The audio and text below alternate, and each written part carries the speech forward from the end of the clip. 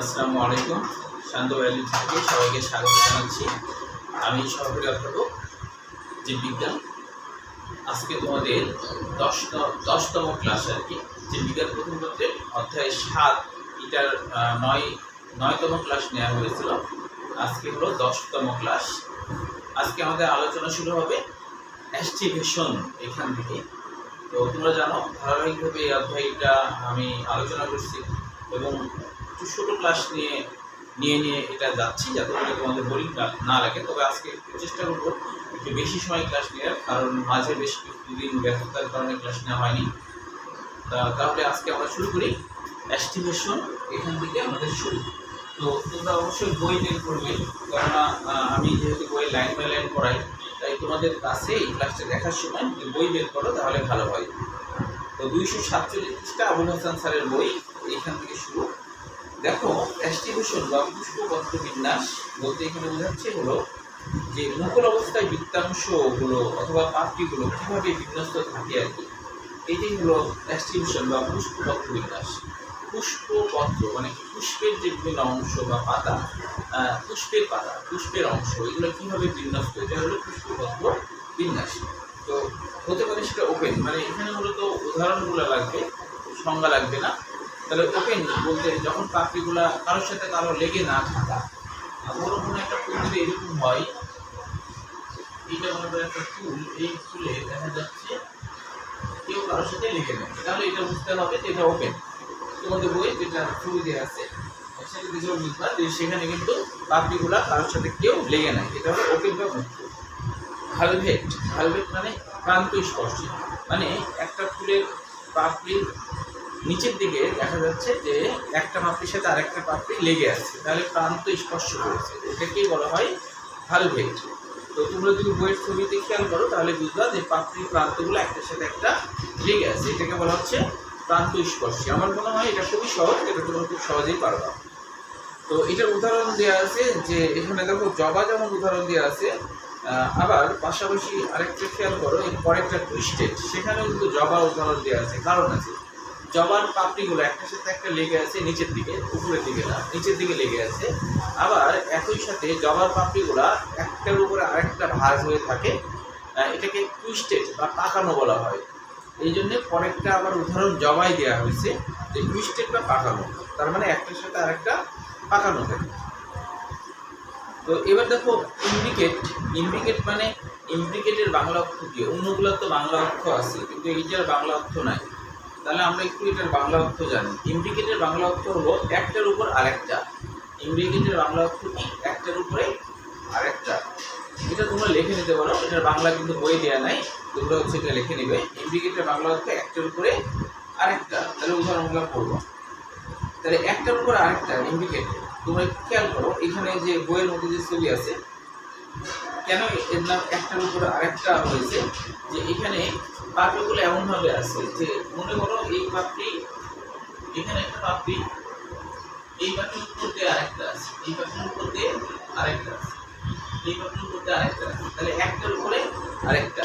কিন্তু এখানে একটু আরেকটা বিষয় খেয়াল করো, দুইটা পাপড়ি এরকম আছে যে দুই পাপড়ির একটা পাপড়ি গোটাটাই ভিতরে আর আরেকটা পাপড়ি গোটাটাই বাইরে, মানে এরকম একটা পাপড়ি দুই প্রান্তের ভিতরে। যেমন ধরো এটা দুই প্রান্তের ভিতরে, মানে এই আবার এখান থেকে, তাহলে এইটা খেয়াল করো, এটা কিন্তু দেখা, এটা হলো দুই প্রান্তের ভিতরে, আরেকটা আবার দুই প্রান্তের বাইরে, মানে এই জায়গায়। তাহলে এখানে একটা পাপড়ির দুই প্রান্তই বাইরে, একটা পাপড়ির দুই প্রান্তই ভিতরে, এরকম যদি হয় তাহলে এটাকে আমরা ইমব্রিকেট বলবো। আর বাকিগুলা একটার উপর আরেকটা, কেন? এটার উপরে এটা, তাই না? এটার উপরে এটা, এই হচ্ছে একটার উপর আরেকটা, তাহলে এটা হলো ইমব্রিকেট। এরপরে দেখো কুইনকালশিয়ালের বাংলা অর্থ বৈচিত্র্যময়। কুইনকালশিয়ালের বাংলা অর্থ বৈচিত্র্যময়। এখানে খেয়াল করো প্রায় সেম, শুধু একটু আলাদা কি, দুইটা পাপড়ির দুই প্রান্তই বাইরে, দুইটা পাপড়ির দুই প্রান্তই বাইরে, আবার দুইটা পাপড়ির দুই প্রান্তই ভিতরে। একটা হলো টুইস্টেড, দুইটা পাপড়ির দুই প্রান্তই ভিতরে, মনে করো এটা একটা পাপড়ির ভিতরে, যদি এরকম হয়, এটা একটা ভিতরে, এই একটা ভিতরে, এখানে একটা ভিতরে। আবার আরেকটা দেখানো হয়েছে যে দুইটা প্রান্তে দুইটাই বাইরে, মনে করো এই হলো বাইরে, তাহলে একটা হলো দুইটা প্রান্তের ভিতরে, দুইটা প্রান্তই বাইরে, আর একটা পৃষ্ঠের, একটা ভিতরে একটা বাইরে। তাহলে এরকম যদি হয় তাহলে এটাকে আমরা বলবো যে কুইনকালশিয়াল বা বৈচিত্র্য হয়। এরপরে দেখো ভ্যাক্সিলারি। ভ্যাক্সিলারির বাংলা অর্থ পতাকা সদৃশ। ভ্যাক্সিলারির বাংলা অর্থ কি? পতাকা সদৃশ, মানে পতাকার মতো, পতাকা সদৃশ। ভ্যাক্সিলারি বাংলা অর্থ পতাকা সদৃশ, পতাকার মতো। মানে এই ক্ষেত্রে কি হয়, একটা পাপড়ি নিচের দিকে আরেকটা পাপড়ি, তার নিচে আরেকটা পাপড়ি, কিছুটা এরকম সরল করে রাখলাম। তো এখানে দেখো, এখানে ভালো মতো করে যেমন আছে, ধরো এই একটা পাপড়ির সাথে এর ভিতরে আরেকটা পাপড়ি আছে, এর ভিতরে আরেকটা পাপড়ি আছে, তারপরে আবার দেখানো হয়েছে তার ভিতরে আরেকটা পাপড়ি। তাহলে এখানে সব থেকে বড় পাপড়ি তার থেকে ছোট পাপড়িকে ঢেকে রাখছে, সে আবার তার থেকে ছোট পাপড়িকে ঢেকে রাখছে। তাহলে এরকম যদি হয় তাহলে এটাকে আমরা ভ্যাক্সিলারি বলবো। তাই এটাকে আমাদের উদাহরণগুলো মূলত মনে রাখতে হবে। এটা কিন্তু অ্যাডমিশনের জন্য খুবই গুরুত্বপূর্ণ। এটা অ্যাডমিশনে খুব আসে, বোর্ড পরীক্ষাও আসে, তবে অ্যাডমিশনে বেশি আসতে দেখা যায়। তাহলে উদাহরণগুলো আমাদের মনে রাখতে হবে, আর বোর্ড পরীক্ষায় ছবিগুলো খেয়াল রাখতে হবে, ছবিগুলোর দিকে দেয়। এরপরে দেখো অ্যান্ডোসিয়াম বা পুংস্তবক। অ্যান্ডোসিয়াম বা পুংস্তবক অর্থাৎ হলো অ্যান্ডোসিয়ামের ক্ষেত্রে যে অ্যান্ডোসিয়ামের পুংস্তবক ব্যাপারটা কি খেয়াল করো। পুংস্তবক বলা হবে যে অনেকগুলা পুংকেশরকে একসাথে, এটা মনে করো অনেকগুলো পুংকেশর একসাথে হলো পুংস্তবক, একসাথে থাকলে সেটা হলো পুংস্তবক। আর শুধু একটা সেটা হলো পুংকেশর, যেটা হলো পুংকেশর, শুধু একটা সেটাকে আমরা বলবো পুংকেশর। পুংকেশরে এটাকে বলা হয় পরাগধানী, এটাকে বলা হয় পরাগধানী। এটা হলো পুংদণ্ড, তাহলে এই পরাগধানীর ভিতরে আবার প্যারেনকাইমা জাতীয় কোষ, তাকে বলা হয় যোজনী বা সংযোগকারী বলা হয় বাংলায় এটাকে। তাহলে এই হচ্ছে পুংস্তবকের ব্যাপার। অনেকগুলো পুংকেশরকে একসাথে পুংস্তবক বলা হয়, আলাদা আলাদাভাবে পুংকেশর। পুংকেশরের আবার আলাদা আলাদা অংশ, একটা পুংদণ্ড, একটা পরাগধানী। এবার একটু খেয়াল করো পরাগধানীর প্রকারভেদ। পরাগধানীর প্রকারভেদের মধ্যে পাদলগ্ন পরাগধানী কোনটা? পাদলগ্ন বলতে এইটা মনে করি একটা পরাগধানী, এর ঠিক পাদদেশ এইখান থেকে পুংদণ্ড হইল, তাহলে এটা হলো পাদলগ্ন। এরপরে পৃষ্ঠলগ্ন কখন? যখন এটা একটা পরাগধানী, এর পৃষ্ঠ বরাবর পুংদণ্ডটা যদি থাকে, পৃষ্ঠ গোটাটা জুড়ে থাকে, পৃষ্ঠ গোটাটা না, পৃষ্ঠ বলতে এরকম বোঝাচ্ছে মিডিল পয়েন্ট, পৃষ্ঠদেশের যে মিডিল পয়েন্ট সেখান থেকে যদি পুংদণ্ড থাকে তাহলে এটার নাম হলো পৃষ্ঠলগ্ন। এটার নাম হলো পৃষ্ঠলগ্ন, এটার নাম হলো পৃষ্ঠলগ্ন। তারপর হচ্ছে এটা কি গেল, এটা হলো পাদলগ্ন, এটার নাম হলো পাদলগ্ন, এটা হলো পৃষ্ঠলগ্ন। এরপরে খেয়াল করো ছবিগুলো তোমাদের বই দেওয়া নেই, তোমরা যদি এইকে নাও তাহলে বোধহয় ভালো। এরপরে পার্শ্বলগ্ন কখন হবে? যখন এইটা মনে করো পরাগধানী, পার্শ্বলগ্ন হবে এরকম যে ঠিক পার্শ্বদেশ গোটাটা জুড়ে আছে, এটার নাম হলো পার্শ্বলগ্ন, এটার নাম হলো পার্শ্বলগ্ন।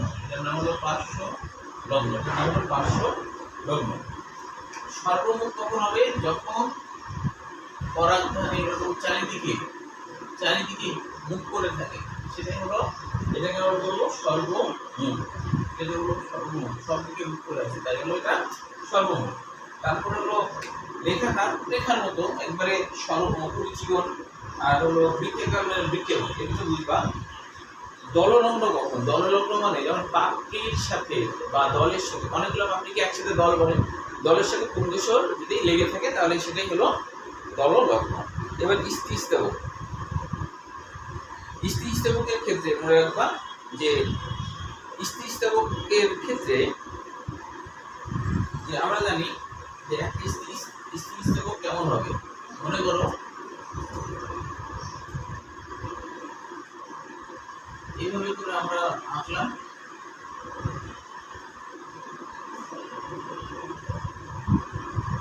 এটা মনে করো একটা স্থিতিস্থাপক।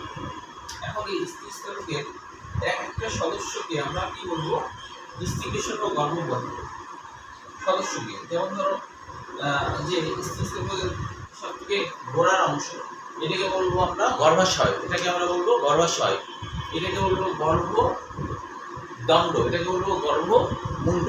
তাহলে স্থিতিস্থাপকের প্রত্যেকটা আলাদা আলাদা অংশের আবার নাম হলো গর্ভপত্র বা স্থিতিশীল গর্ভ। এটা আশা করি বুঝবা। এবার দেখো পেরিয়েন্ট বা পুষ্পপুট। পেরিয়েন্ট বা পুষ্পপুট কি, যে কোনো ফুলের বীতি বা পাপড়ি যে কোনো একটা আছে, তুমি ঠিক বুঝতে পারছো না এটা বীতি বলবো নাকি পাপড়ি বলবো, এরকম যখন অবস্থা তখন এর একটা আলাদা নামকরণ করা হয়েছে পেরিয়েন্ট। আচ্ছা, উভয়লিঙ্গ পুষ্প, এটা কিন্তু মেডিকেল অ্যাডমিশনও আসছে একবার, সম্ভবত 19 সালে, তোমরা এটা ভালো করে পড়বা। উভয়লিঙ্গ ফুল, এক লিঙ্গ ফুল, এটা তোমরা জানো। উভয়লিঙ্গ ফুল মানে একটা ফুলের মধ্যে দুটাই থাকবে, পুংকেশর স্ত্রীকেশর। এক লিঙ্গ ফুল যে কোনো একটা অর্থাৎ স্ত্রী ফুল পুরুষ ফুল আলাদা আলাদা হবে। আচ্ছা, পুং পুষ্প, স্ত্রী পুষ্প। পুং পুষ্প মানে তো বুঝতেই পারছো, অর্থাৎ পুরুষ ফুল, স্ত্রী পুষ্প, স্ত্রী ফুল, ক্লিপ পুষ্প। এইটা একটু মনে রাখবা। আবুল হাসান স্যারের বইয়ে খুব অল্প উদাহরণ, একটা উদাহরণ দেওয়া আছে, কিন্তু অন্য বইয়ে অনেকগুলো উদাহরণ আছে, এটা তোমরা লিখে নিতে পারো। যে পুষ্প পুংস্তবক, স্ত্রীস্তবক কোনোটাই নাই। উদাহরণ হলো, উদাহরণ কি, উদাহরণ হচ্ছে দেখো কলাবতী, উদাহরণ হলো কলাবতী। আজকে আমাদের আলোচনা হচ্ছে 10 অধ্যায়, 10 নম্বর ক্লাস, 10 অধ্যায় না 7 অধ্যায়। তারপর হলো সর্বজয়া, সর্বজয়া, এই দুটা অন্য বই দেওয়া আছে, তাহলে তোমরা এটা একটু মনে রাখবা। অসম্পূর্ণ পুষ্প, তার মানে যে পুষ্পে 4টি স্তবক এর একাধিক অনুপস্থিত থাকবে। সমাঙ্গ পুষ্প মানে বীতি সবগুলো সমান, পাপড়ি সবগুলো সমান, এরকম হলে তখন সমাঙ্গ পুষ্প। তারপর হলো অসমাঙ্গ পুষ্প, যদি বীতি পাপড়ি এক এক রকম, পাপড়ি ছোট বড় এরকম, তখন এর নাম হলো অসমাঙ্গ পুষ্প। বহুপতি সম, যে ফুলকে লম্ব অক্ষ বরাবর অনেকবার সমানভাবে ভাগ করা যায় তাকে বলা হয় বহুপতি সম। এক প্রতিসম যাকে একবার সমানভাবে ভাগ করা যায়। তারপরে হচ্ছে এগুলো অবশ্য আসে না পরীক্ষায়, গর্ভপাত, এগুলো একটু মনে রাখবে, এগুলো আসে আর কি। গর্ভপাত, গর্ভপাত পুষ্প অর্থাৎ হলো যদি কোনো ফুলের গর্ভপাত মানে কি, অর্থাৎ গর্ভাশয় যে আছে, গর্ভাশয়ের পাদদেশ থেকে নিচ থেকে তোমার হচ্ছে পুংকেশর বীতি পাপড়ি বের হয়, এটা হলো গর্ভপাত। যেমন ধরো এটা হলো গর্ভপাত ফুলের উদাহরণ। গর্ভাশয়ের নিচ থেকে বীতি বের হয়েছে, গর্ভাশয়ের নিচ থেকে পুংকেশর বের হয়েছে, গর্ভাশয়ের নিচ থেকে পাপড়ি বের হয়েছে, তাহলে এই ফুলটাকে আমরা বলবো গর্ভপাত ফুল। গর্ভপাত ফুল উদাহরণ মনে রাখবো। এরপরে গর্ভকুটি, গর্ভকুটি মানে কুটি বেশি, মানে ধরো এটা আমরা একটা স্ত্রীকেশর, এটা একটা স্থিতিস্থাপক। এখন এই স্থিতিস্থাপকের যদি কুটি মানে মিডিল পয়েন্ট, মাঝ বরাবর, এইখান থেকে দেখা যাচ্ছে, এখান থেকে ধরো এখান থেকে বীতি পাপড়ি বের হয়েছে, এখান থেকে বীতি পাপড়ি মানে মাঝ বরাবর জায়গা থেকে বীতি পাপড়ি বের হলে তাকে বলা হবে গর্ভকুটি বা গর্ভমাজা। গর্ভশিষ্য, গর্ভশিষ্য মানে যখন, এটা হলো স্থিতিস্থাপক। গর্ভশিষ্য মানে যখন এরকম হবে যে গর্ভাশয়ের নিচে আর এইখান থেকে বড় বড় বীতি পাপড়ি বের হয়েছে, এখান থেকে বীতি পাপড়ি বের হয়েছে, এরকম যদি হয়, যেমন লাউয়ের ফুলে তোমরা দেখবা, এটাকে বলা হয় গর্ভশিষ্য। তাহলে মনে হয় আজকে এই পর্যন্ত শেষ করি। আমি ছোট ছোট ক্লাস নিয়ে যেহেতু শেষ করতে চাচ্ছি এটা, এই জন্য আজকে এই পর্যন্ত। আশা করি আবার আগামীকালকে ক্লাস নেব ইনশাল্লাহ। তাহলে আজকে এই পর্যন্ত শেষ, আগামী দিন আমরা আমরা বিজ্ঞান বা প্রেজেন্টেশন থেকে ক্লাস শুরু করব। আজকের মতো এখানে শেষ করছি। আল্লাহ হাফেজ, আসসালামু আলাইকুম।